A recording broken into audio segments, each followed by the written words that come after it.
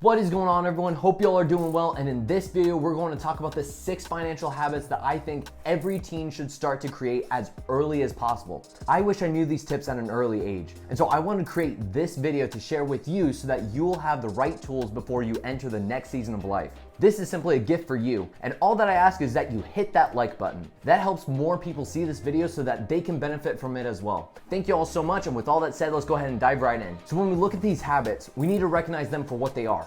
Habits.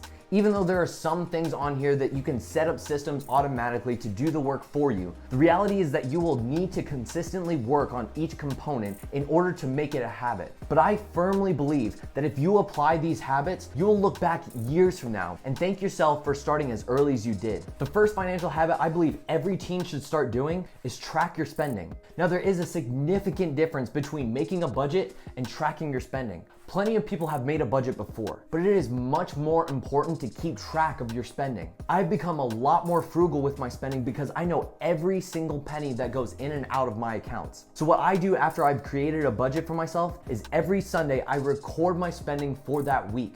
It takes me about 10 minutes each week, and I feel so much more comfortable seeing my spending each week, whereas many people will be stressed wondering if they will be able to pay for their bills. This is by far one of the most underrated things to do, and I'm just going to be honest. Many adults don't do this. A study was done, and 55% of survey respondents do not use a budget to manage their income. And 56% of that same group said that these people didn't know what they spent in the past month. I don't know about you, but if I didn't know how much money I spent for the month, I would be stressed out. And this is why tracking your spending is financial habit number 1.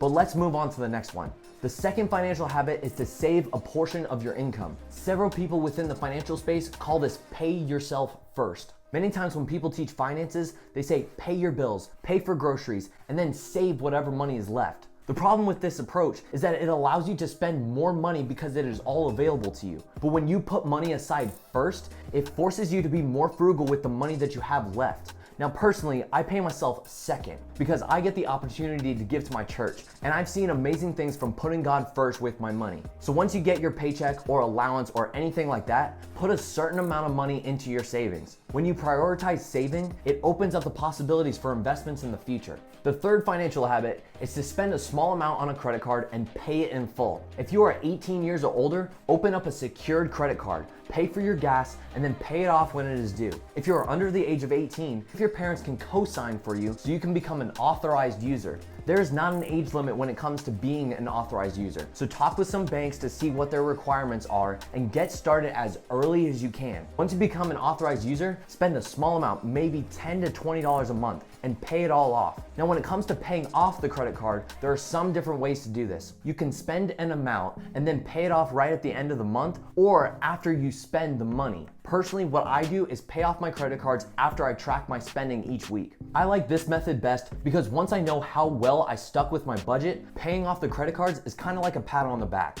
Of course, there's going to be times that I overspend, but when I can look at my accounts and know that each week I have enough money, that's when I like to pay them off. But opening up a credit card is super important, especially because lenders for mortgages, cars, and personal loans will want to see if you have a credit history. And that leads to the fourth financial habit. Stay out of debt. Now, there are going to be people that say don't have any debt at all, but there are times where having debt does make sense, like a house. The bad debt that we are talking about here are things like credit cards, personal loans, and cars. The amount of interest that you pay for these is much higher than what you would find for a home loan. I mean, credit card interest rates could be over 20%, so make sure you pay these off. That way you don't need to pay interest on them. When it comes to cars, I know there are many places where you get your driver's license around 16, and I'm sure there are plenty of people wanting to get a car. Don't be the person that tries to buy a really nice car right when they get out of high school. Just get a reliable car that you will be able to use so that you can put your other money to work. The fifth financial habit is invest for the long term. If you are under the age of 18, you can have your parents open up a custodial IRA for you. Then the account holder can contribute after-tax dollars into a tax-free account where all profits are tax-free until the age of 59 and a half. Other than a few states, when you hit the age of 18, you can take control of the account. But please check your state so you can see what the rules and regulations are when it comes to an IRA. If you're over the age of 18, you can open up a Roth IRA, and as long as you contribute after-tax dollars, all profits are tax-free until the age of 59 and a half.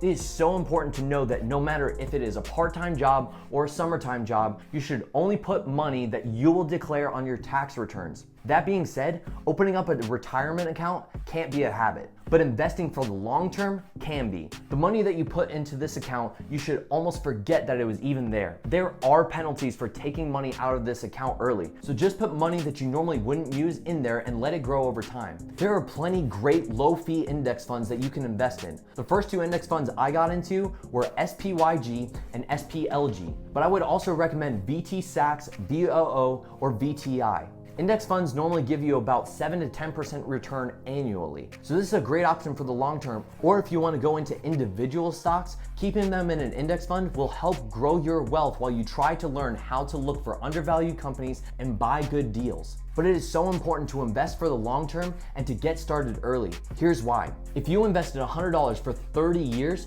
you would have over $13,000. But if you invested $100 a year for 40 years, you would have over $30,000. The more time you spend in the market, the more opportunity you have for your money to grow. And the last financial habit is invest consistently in your financial learning. Each week, I'm constantly listening to a few podcasts, trying to take away at least one thing from each episode. This could be from real estate to the stock market to business, or simply just living frugally. But when you are curious and are always trying to learn and grow in the financial space, you will look for ways to be creative with your spending and investing. It is from consistently learning that I have been able to make $1,000 a year using credit cards and own 2 properties at the age of 23. So I highly encourage you to find one aspect of finance that sparks your interest and invest in your financial literacy. But those are my 6 financial habits. Hope you all enjoyed this video, and if there is anything that you would like to add, I would love to hear your thoughts in the comments down below. And if you're new here, hit that subscribe button down below and the notification bell. That way you're notified when new content comes out. Hope you all enjoy the rest of your week, and we'll see you in the next one.